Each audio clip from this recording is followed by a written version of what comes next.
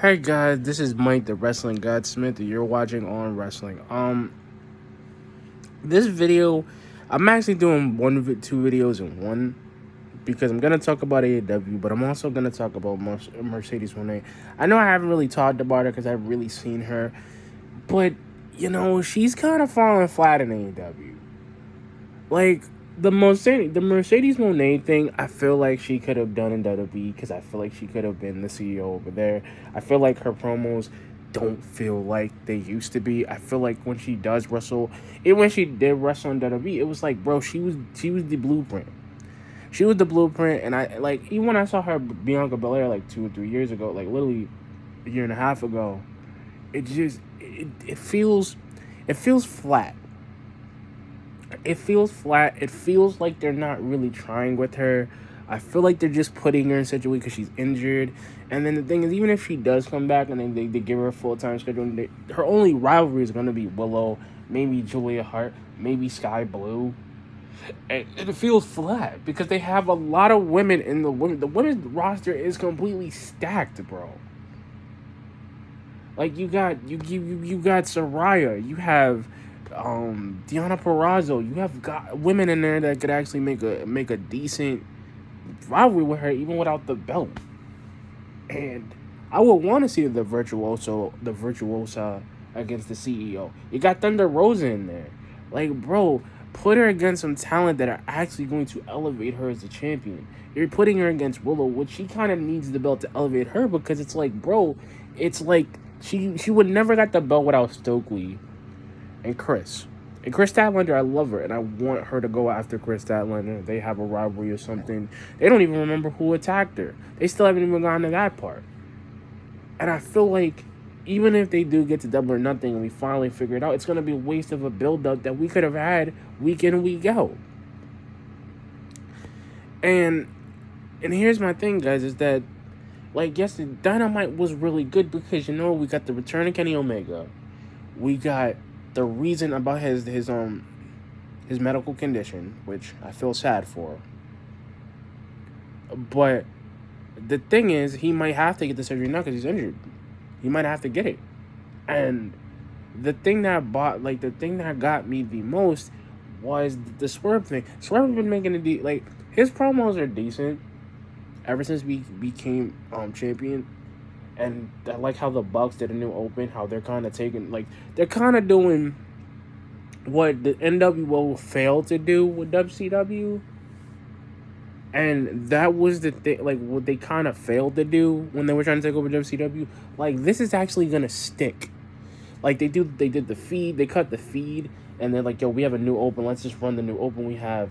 And what I love about it is that they literally still attacked him when he was hurt, when they put him on the stretcher and they about to go to the ambulance. Like, bro, it's funny to me now you got Jack Perry who's acting like a really good heel because, like, dude, that's actually really good.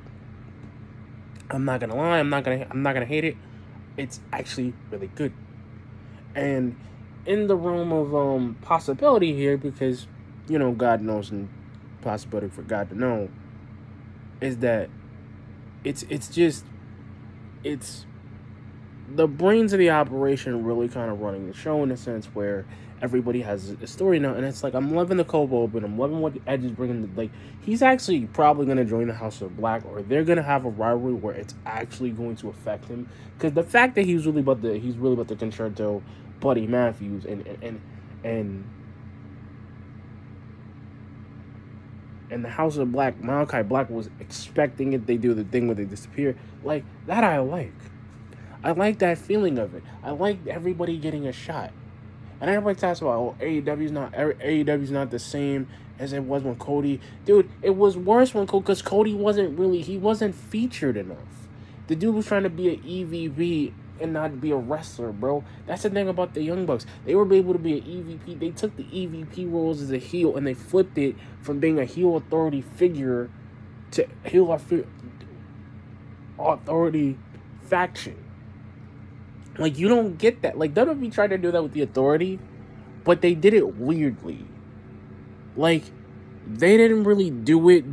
They now AEW's kind of flipping it on its head and saying, "Yo, we can do it better than you can," and everybody's still giving us all that bull.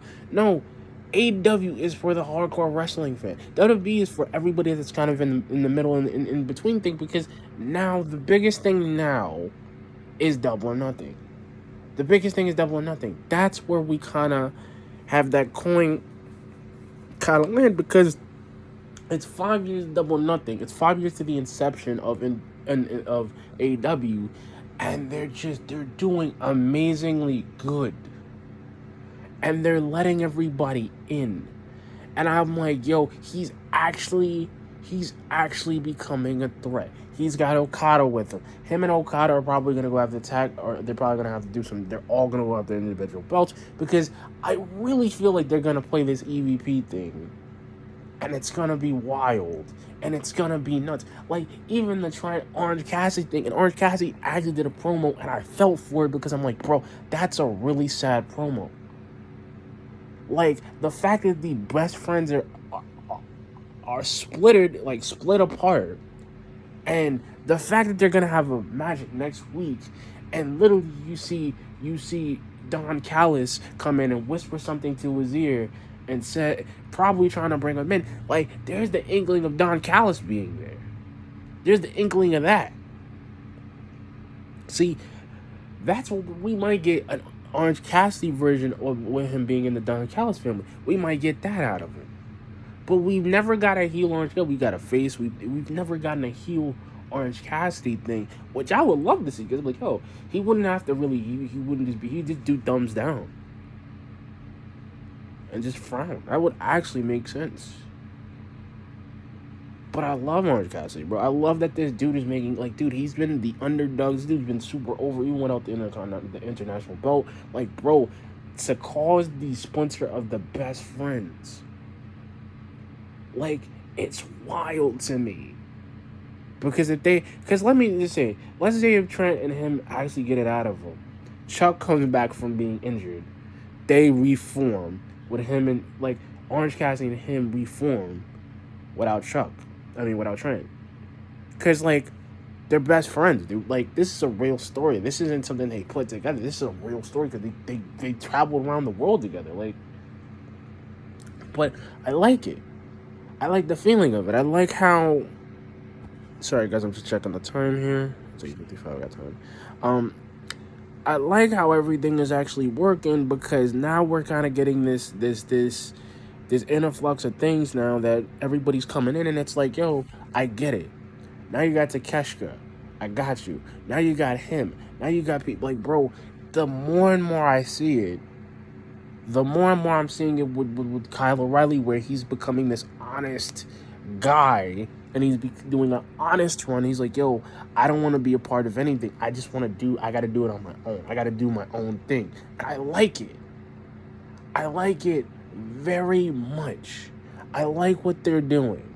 I'm liking what we're getting with Roderick Strong, where he's actually trying to like he actually wants to take on God Will Ospreay. I want them to go as high as they can go with him. And then I also want them to go, because I want to kind of see where they're going to go with him, where it's this weird quasi energy what they're trying to put into him. And I kind of get it, because it's like, okay, here we're at the point of this juncture. Okay, we're right here. Okay, we're over here. And I like it. But it's the thing, they're falling without Adam Cole, because now you got the Kingdom, but you don't got no Wardlow, and you don't got Adam. But I think he's probably taking it a couple of times off, I think. And I'm liking the Swerve stuff. I'm liking how Christian came out and attacked him, and he came back. I'm liking it, but I'm also liking Double or Nothing, because we might get a Casino Battle Royale, and I feel like Kenny would be in time to come back for Double or Nothing, because that really kind of seems perfect. They can ride him on TV for a couple of weeks until he makes the return from his injury, and he comes back. It's a thing. It's a great thing, because he comes back. It's a huge crowd pleaser, It's a huge crowd pop. He comes back. The dude comes back from injury. Everybody comes in. Oh, it's great. Like, that's kind of where my mind is right now, because we get that huge crowd pleaser, and he comes back. And like I said, even the injury, like going into like Rampage was good too, because bro, we're getting a lot more people involved. You're still dealing with Saraya. You're still dealing with the heck is that lady's name? The lady that was with QTV, and I can't remember her name right now. Her, the blonde lady. You're still dealing with her. You're still dealing with Saraya in some way, but it's not feeling overdone. She's still around. And then you got Deonna Purrazzo against Thunder Rosa. Their rivalry is still happening on that side of the spectrum. And then, because you got Willow and Mercedes Moné, and I'm going to say this too because, like, okay, Willow's doing amazingly well, bro. Because that match they had was ridiculous. But the fact that they were actually willing to hit each other, and she was bleeding on the top of her forehead, she wanted to go. Like, Willow's like the female version of Keith Lee, and I swear to God, because she's got that pounce, she's got the speed, the dexterity, and that's my thing, bro. She wouldn't fit under WWE's thing. She can fit AEW's because she can go. The crowd loves her. She's a crowd pleaser. She hasn't lost that belt yet. She hasn't lost it all, really.